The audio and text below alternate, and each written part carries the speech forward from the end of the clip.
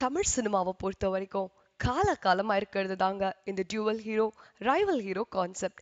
எம்ஜிஆர் சிவாஜி, கமல் ரஜினிகாந்த், விஜய் அஜித், சிம்பு தனுஷ், இப்போ சிவகார்த்திகேயன் விஜய் சேதுபதி.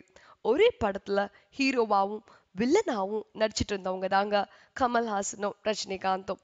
அதுக்கப்புறம் ரஜினிக்கு செல்வாக்கு அதிகமாக ஆக நீங்களே தனியா ஒரு படம் நடிக்கலாமேன்னு சொன்னதே கமல்ஹாசன் தானா. அதனாலதான் இன்னைக்கு நமக்கு ஒரு சூப்பர் ஸ்டாரும் ஒரு செவாலியர் உலக நாயகனும் கிடைச்சிருக்காங்க.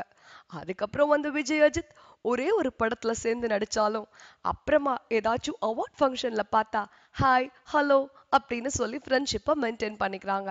ஆனா இந்த தளபதிங்கிற பேர்ல அவங்களுக்கு இருக்கிற ஃபேன்ஸ் ஃபேஸ்புக்கு வாட்ஸ்அப்ல பண்ற அலும்பு இருக்கு அப்பப்பா.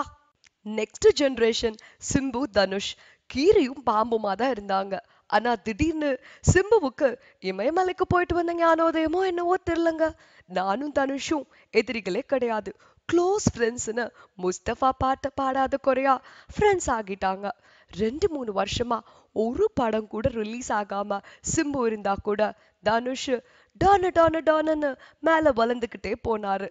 டானு தான் வளர்ந்ததோட நிக்காம தன்னோட ப்ராடக்டான சிவகார்த்திகேயனையும் மார்க்கெட்ல இன்ட்ரடியூஸ் பண்ணாரு. தனுஷ் இன்ட்ரோ பண்ண நேரமோ என்னவோ அவருக்கு படமெல்லாம் ஃப்ளாப் மேல ஃப்ளாப் ஆகிட்டே போக சிவகார்த்திகேயனுக்கு டாப் மேல டாப் கியர் போட்டு ஏறிக்கிட்டே இருந்தாரு. சிவகார்த்திகேயன் ஒரு பக்கம் வளர்ந்தா அவருக்கு சரியான பதிலடி கொடுக்கிற மாதிரி இந்த பக்கம் யாராவது இருக்க ஒரு எதிரி வேணும்ல. வேற யாரும் இல்லைங்க, பா அப்படின்னு சொல்ற மாதிரி நம்ம மக்கள் செல்வன் விஜய் சேதுபதி வந்தாரு.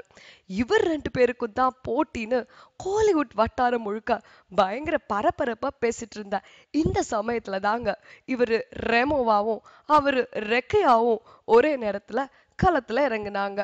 சரி, இப்ப மேட்டருக்கு வருவோம். எதிரி விழுந்தா எதிரிக்கு மகிழ்ச்சி தானே. ரெமோ சக்சஸ் மீட்னு ஒண்ணு வச்சு நம்ம எஸ்கே அதுல சாரையா கண்ணீர் வடிச்சிருக்காரு.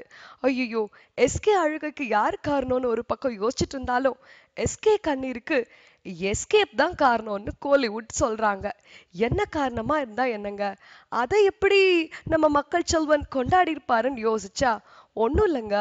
இதோ என்னோட சமகாலத்துல இருக்கிற ஒரு கலைஞனை நான் கொண்டாடுறேன், அவரை யாரும் காயப்படுத்தாதீங்கன்னு ரொம்ப பரந்த மனப்பான்மையோட நம்ம மக்கள் செல்வன் விஜய சேதுபதி ஆறுதல் சொல்லியிருக்காராங்க.